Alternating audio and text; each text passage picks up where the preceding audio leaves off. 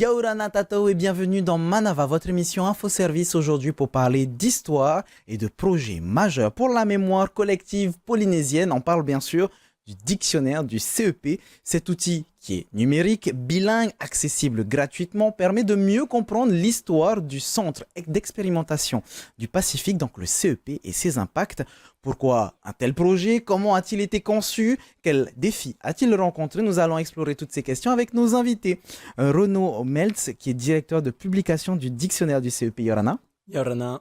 Florence Muri, rédactrice en chef du projet. Yorana. Ludmila Tapea, qui est une des traductrices pour ce projet. Yorana.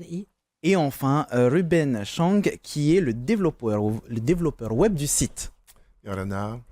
Déjà, c'est quoi le dictionnaire du CEP? Très bonne question, on se tourne vers toi Renaud pour y répondre. Écoute, Harry, c'est une espèce de Wikipédia sur les essais nucléaires en Polynésie. On pourrait dire que c'est un projet qui est né à l'issue d'un colloque qu'on avait réalisé ici et qui restituait le travail collectif, parce que c'est vraiment une équipe qui travaille depuis quelques années sur cette histoire. Et on avait, dans le cadre de ce colloque, fait une rencontre intéressante et importante avec les profs qui s'occupent d'enseigner le fait nucléaire, que ce soit au collège ou au lycée, pas seulement en histoire d'ailleurs, aussi dans les autres disciplines. Et on avait constaté qu'il y avait un manque en fait de connaissances historiques stabilisées sur ce sujet, et puis pas forcément non plus des supports pédagogiquement très faciles, parce qu'un gros bouquin de 200 ou 300 pages tel que nous, les historiens, on peut le produire, c'est pas forcément digeste pour un lycéen. Donc tout est parti de l'idée qu'on pouvait faire un dictionnaire en ligne, parce que ça existe déjà sur d'autres sujets, par exemple sur l'histoire de l'Europe. Il y a un très bon dictionnaire qui est fait comme ça par une communauté d'historiens très large. Et chacun vient écrire une notice, c'est-à-dire un texte relativement court, mais quand même très sérieux scientifiquement, sur sa spécialité. Et c'est à partir de là qu'on est parti sur cette idée, avec le soutien à la fois du pays et du CNRS, le Centre national de la recherche scientifique. Alors je reviens quand même sur le sujet, c'est un dictionnaire du CEP. Pourquoi le CEP en particulier et pas d'autres sujets comme il en existe énormément en Polynésie française? Alors en fait, ça fait longtemps que le pays se dit il faudrait qu'on fasse un centre de mémoire. Tu as dû en entendre parler. Déjà, l'Assemblée, en 2006, avait émis ce vœu. Quand François Hollande était revenu sur le territoire en 2016, il avait dit on va même créer un centre de mémoire et d'archives. Et progressivement, le pays s'est saisi de ce projet. Et en même temps, il s'est dit qu'est-ce qu'on va mettre dans ce centre d'interprétation du passé? Avant de pouvoir interpréter et que chacun se fasse son idée, il serait bon qu'on ait quelques connaissances stabilisées. Donc le pays, fin 2018, a commandé à la Maison des sciences de l'homme du Pacifique, qui est à l'UPF, et qui a comme co-tutelle le CNRS dont je parlais tout à l'heure, a commandé un programme de recherche. Et ce programme, en fait, il s'est renouvelé avec d'autres financements, mais en fait, depuis la fin 2018, on a une équipe qui s'étoffe de plus en plus et qui travaille spécifiquement sur l'histoire des essais. Et cette aventure collective, elle a complètement changé le jour où l'État a décidé d'ouvrir les archives. Parce qu'avant, on devait contourner un peu ce problème. On allait voir des témoins, on trouvait des archives un peu à la marge du sujet. Mais le cœur du sujet, à savoir les archives militaires et les archives du commissariat à l'énergie atomique, c'est-à-dire ceux qui ont conçu la bombe, n'étaient pas accessibles. Et à partir du moment où, fin 21, on a eu ces archives, tout a changé. On a eu une abondance de documentation. Donc là, c'est presque l'inverse qui s'est passé. On n'était pas assez nombreux pour exploiter toutes ces sources. Et ces sources, après, c'est posé la question que tu formulais tout à l'heure. Qu'est-ce qu'on en fait? Est-ce qu'on en fait des gros livres savants ou est-ce qu'on en fait quelque chose de plus accessible pour tout le monde? Et on en parlera un peu plus en détail puisque ce projet est un énorme projet, comme je le disais en début d'émission, pour la mémoire collective polynésienne. Renaud y a déjà un petit peu répondu, Florence, mais voilà, comment a été constitué ce contenu, le contenu de ce dictionnaire? Qui a participé à la rédaction de tout ce contenu? Après, l'objectif, c'était vraiment de faire appel à une communauté de chercheurs, non seulement des historiens, mais aussi toutes les autres disciplines en sciences humaines, d'être le plus large possible. Et après, on a un conseil scientifique donc ce conseil scientifique qui sert justement à proposer des idées de notices. On fait aussi circuler nos différents réseaux pour identifier des auteurs et des autrices qui pourraient contribuer à ce dictionnaire. Donc la constitution de ce conseil scientifique, non seulement il est pluridisciplinaire, mais on a aussi eu à cœur d'avoir des gens qui étaient pas seulement en France continentale, pas seulement en Polynésie française, mais aussi ailleurs dans le monde pour avoir des points de vue qui soient décentrés sur le sujet. On sait à peu près combien il y a de personnes qui participent à ce projet? Alors le conseil scientifique, c'est une quarantaine de personnes. On est une dizaine dans le comité de rédaction. Et après, les auteurs et les autrices pour l'instant, on a une trentaine de notices qui ont fait intervenir un peu moins d'une vingtaine d'auteurs et d'autrices. Et voilà. Et le but, c'est d'aller un peu tous azimuts pour pouvoir collecter les données et les analyses les plus récentes sur le sujet, les plus à jour sur le sujet. On a la base du projet actuellement. Maintenant, on va rentrer un peu dans la technique avec Ruben. Comment a été développé ce site internet? On le sait aujourd'hui, faire un site internet, c'est entre guillemets pas si compliqué, mais pour un projet aussi complexe que celui-là, ça a demandé quelques compétences et surtout ça a posé quelques défis techniques. Oui, alors on a eu quelques projets similaires, mais pas tous les projets sont différents. Hein, donc, Bien sûr. tous les projets ont des spécificités, des fonctionnalités propres. Et donc, du coup, pour le dictionnaire, on a reçu tout d'abord un cahier des charges et également une charte graphique. Donc, c'est comme ça qu'on a commencé à se plonger dans le projet, en étudiant bien comme il faut donc, tous les aspects des besoins du site Internet en question. Et suite à ça, on s'est donc contacté, on s'est concerté pour pouvoir justement éclaircir certains points, peut-être qui semblaient peut-être un peu compliqués au départ, mais tu parlais de simplicité, mais en fait, il y a des choses qui sont bien spécifiques à des notices, par exemple, Bien sûr. des fonctionnalités qui vont être qui ont été mises en place, mais qui ont demandé quand même du temps. Voilà. Donc ça a commencé comme ça, et au fur et à mesure des notices qui arrivaient, donc on a adapté donc tout simplement les fonctionnalités et les besoins du site internet. Donc ça peut prendre un certain temps pour développer des choses. C'est des choses des fonctionnalités qu'on doit coder justement en code propre d'informaticien, on va dire ça comme ça. Mais donc du coup ça permet avec donc l'arrivée des notices au fur et à mesure d'adapter les choses en fait.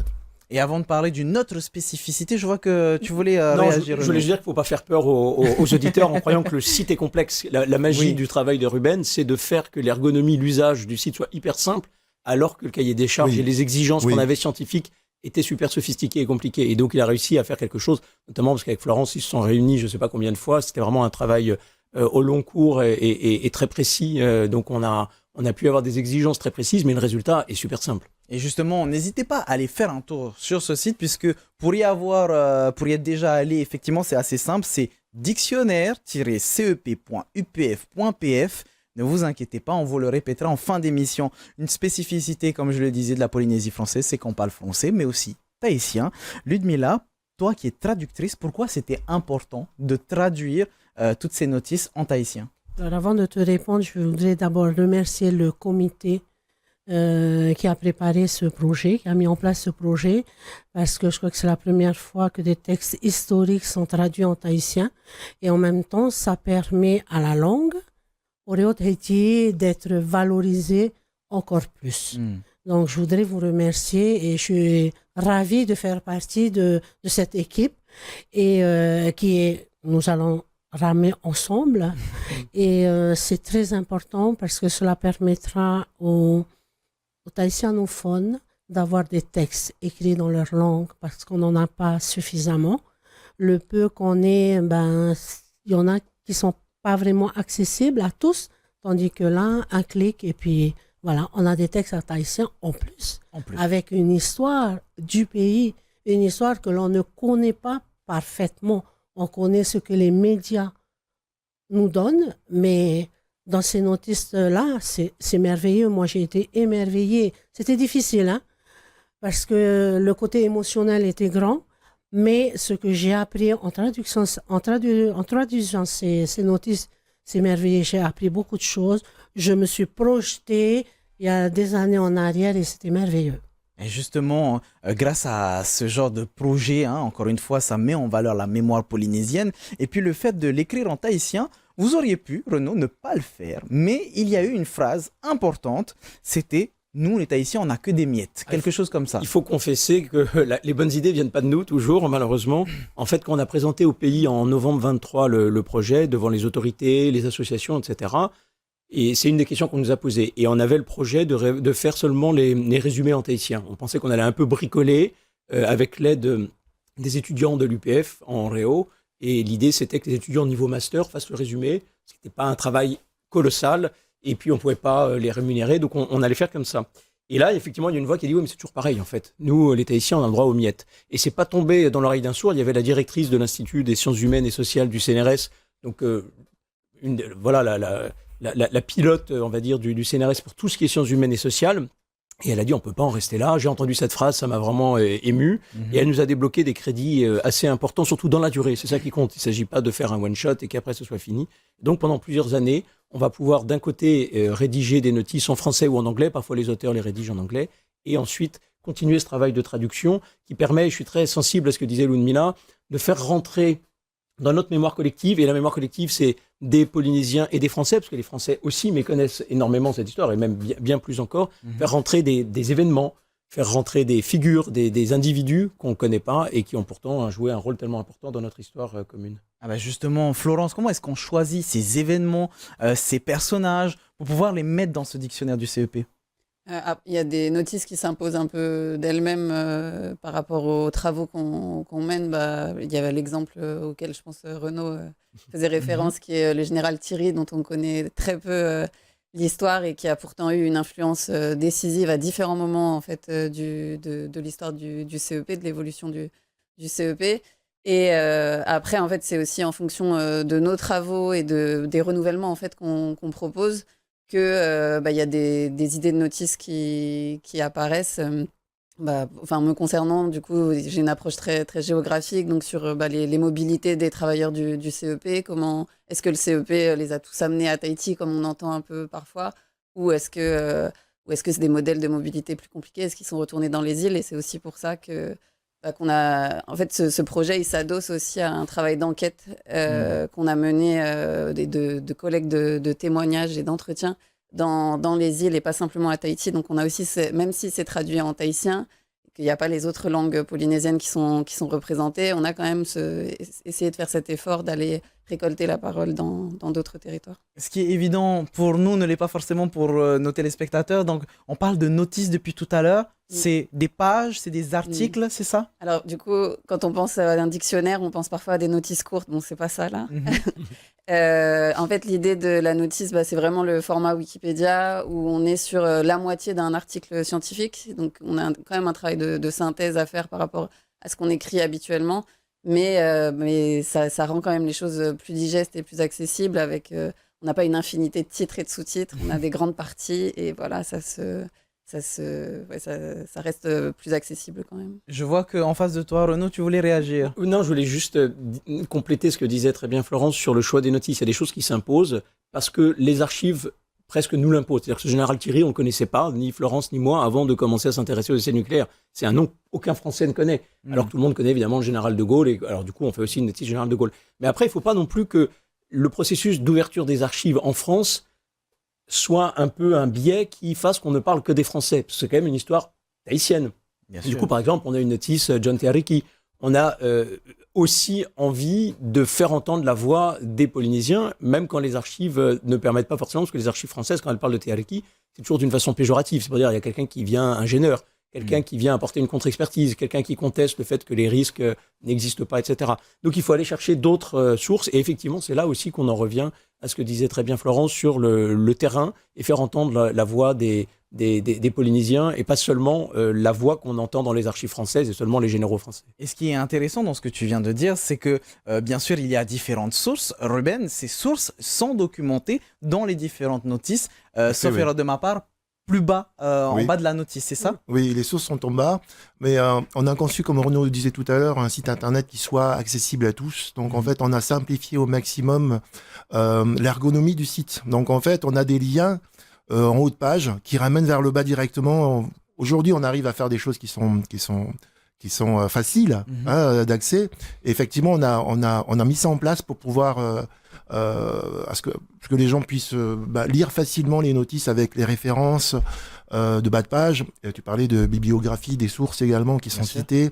Tout ça, c'est cité dans une notice, oui, effectivement. Et ce qui est intéressant, c'est que grâce à tous ces différents liens qui ramènent aux sources, qui ramènent à d'autres notices, finalement, si je suis passionné d'histoire, je peux lire indéfiniment les différentes notices, c'est ça? Oui, parce qu'il y a des liens qui sont internes, en fait, comme tu disais, des mots-clés, comme le nom du général Thierry, par exemple, ou de Gaulle, qui vont ramener à d'autres mots-clés et ainsi de suite. Donc en fait, ce qui va faire que l'internaute va pouvoir surfer et naviguer sur le site à sa convenance en fait. Hein. Donc il prendra le temps qu'il aura pour lire ses notices ou ses références, quoi. Florence? Oui, juste pour compléter, on est sur un principe de science ouverte et donc l'idée c'est pas simplement de donner accès à un contenu déjà synthétisé, mais de donner accès aussi à toutes les sources qu'on utilise pour dire chaque affirmation elle est quasiment sourcée et du coup ça permet à quelqu'un qui voudrait aller retourner vers la source tout est tracé en fait. Et Garantir l'authenticité, on va dire. Oui, garantir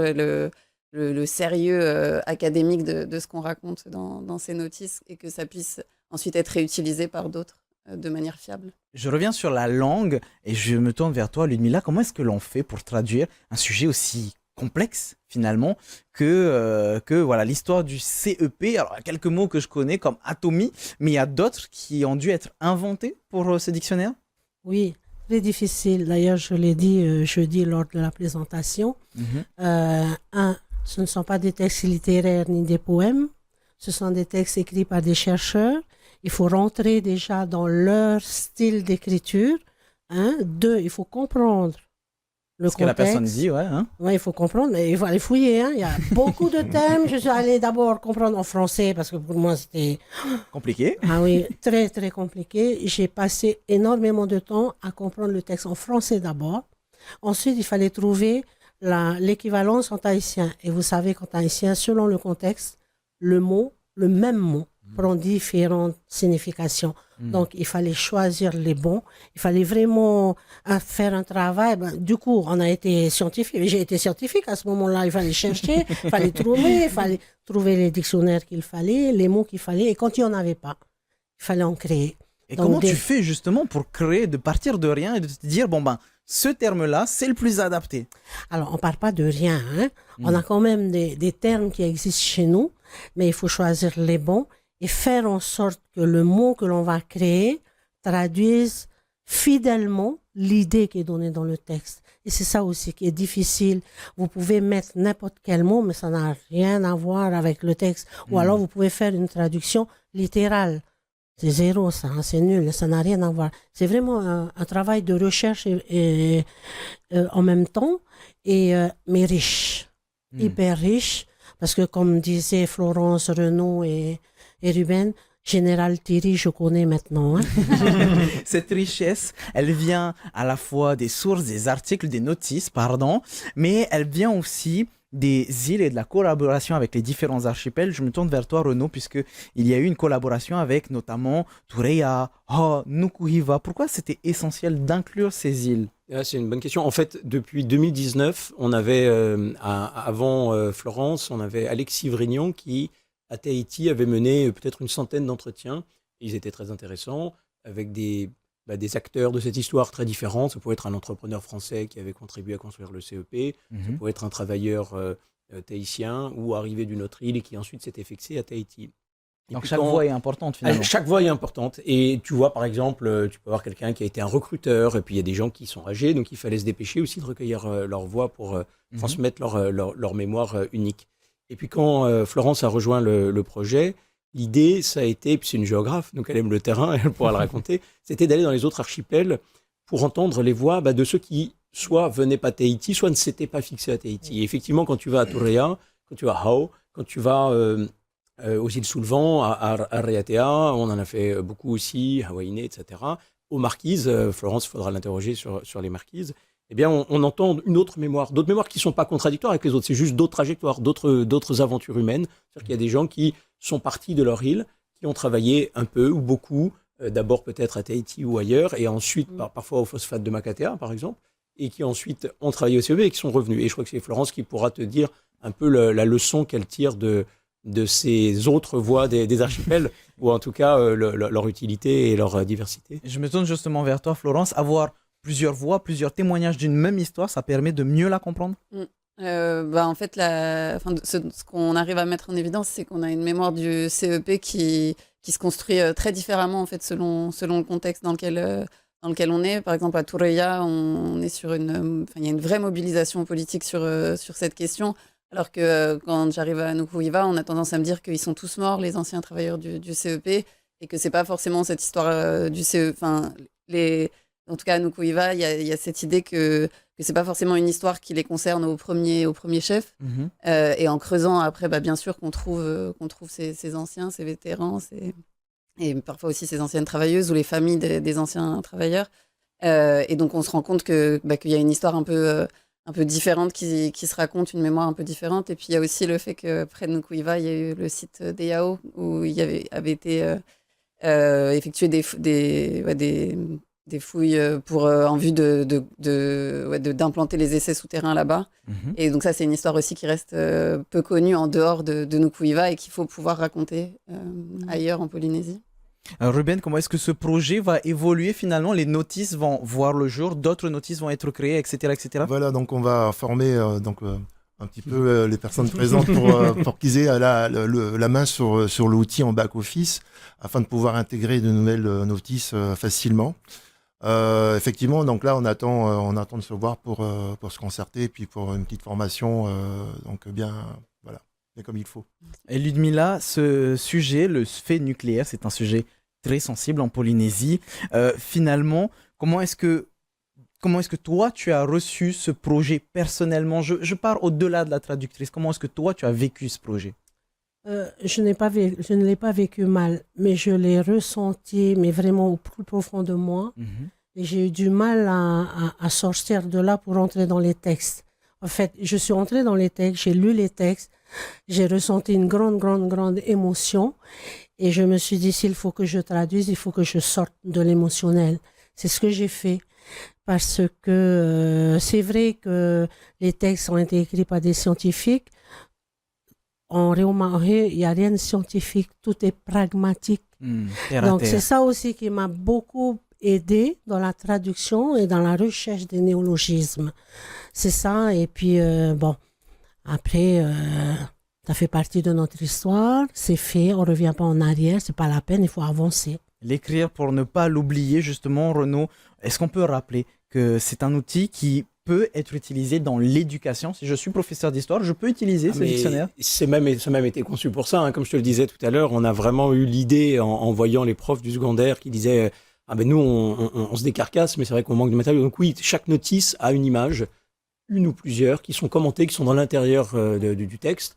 Donc déjà, cette dimension iconographique, elle nous paraît assez évocatrice, c'est-à-dire que ça peut permettre de partir. Tu peux donner juste le document comme ça iconographique à tes élèves et leur dire qu'est-ce que tu vois, qu'est-ce que tu comprends, qui est-ce que tu peux identifier. Alors à partir de là, il faut lire le reste de la notice, sinon tu ne comprends pas qui est ce fameux général Thierry ou ce John Teriki, etc. Et l'idée, c'est effectivement, je suis très touché par ce que raconte Ludmila, parce que finalement c'était notre première lectrice. Donc c'est toute la difficulté, c'est de travailler sur des sujets qui sont sensibles. C'est-à-dire que nous, scientifiques, on n'est pas là pour prendre parti ou pour être dans l'émotion, mais si ça produit de l'émotion, c'est sans doute qu'on a dit quelque chose d'authentique. Et pour nous, je crois, et tu vois, on est vraiment une équipe, alors chacun avec nos sensibilités, mais ce qui est important, c'est que la jeunesse du pays puisse se saisir de son passé. Et après, bien sûr, chacun en fait bien ce qu'il veut, chacun interprète et en déduit politiquement, idéologiquement ce qu'il veut, mais voilà, que tout le monde ait un accès facile, égal, et si possible, effectivement, dans les écoles et les collèges et les lycées, puisqu'il est prévu que les programmes incluent cette histoire nucléaire, et comme dit Ludmila, on ne peut pas faire que ça n'ait pas eu lieu, donc il faut regarder le passé en face, sinon, si on essaye d'effacer les choses, on l'a bien vu dans l'histoire de France aussi, ou dans d'autres pays, quand on essaye de mettre les choses sous le tapis, ça revient en boomerang et ça fait mal. Et si on veut avancer, effectivement, il faut d'abord bien comprendre ce qui s'est passé. Et ce qui est important dans ce que tu viens de dire, c'est qu'on parle d'éducation, mais finalement, à tout âge, on peut être touché. Florence, c'est un moyen d'éduquer la population en général et pourquoi pas une première étape vers d'autres projets de transmission de la mémoire polynésienne? On réfléchit tout le temps en fait aux meilleurs moyens de diffuser nos recherches. Que ce soit sous la forme de documentaires radio ou éventuellement on aimerait bien un jour pouvoir faire un film à partir un film documentaire à partir des différents archives, des témoignages. Des personnes qu'on a aussi rencontrées qui ont une mémoire à délivrer, des témoignages à délivrer. Tout n'a pas encore été fait sur ce point. Et donc encore beaucoup de choses à faire. Non, mais l'idée du film, juste un mot pour dire qu'en fait, il ne s'agit pas seulement de mémoire, il s'agit d'actualité. C'est-à-dire quand tu vas à Toureia aujourd'hui, la peur qu'un morceau de Mururoa se détache et fasse une vague qui vienne complètement submerger l'île, c'est l'actualité. Donc la mémoire, l'histoire, elle continue à travailler et c'est aussi le présent. Et ça dépend de l'endroit où tu vis, mais effectivement, quand tu vis à Turea ou à Oahu, c'est encore le présent, le fait nucléaire. Alors on vous invite, très chers amis, à aller faire un tour sur ce site. On vous le redonne encore une fois, dictionnaire-cep.upf.pf. Ce site est totalement gratuit, accessible, donc n'hésitez pas à aller y faire un tour. Encore une fois, c'est important pour la mémoire polynésienne. Merci beaucoup, messieurs, mesdames, d'avoir répondu à cette invitation. Et merci pour ce magnifique projet. Nous les amis, on se retrouve demain pour une nouvelle émission, 17h comme d'habitude. Ce soir à 18h, vous avez votre V à Tahiti. Maururu ito tatou faririra, trahoma parhean.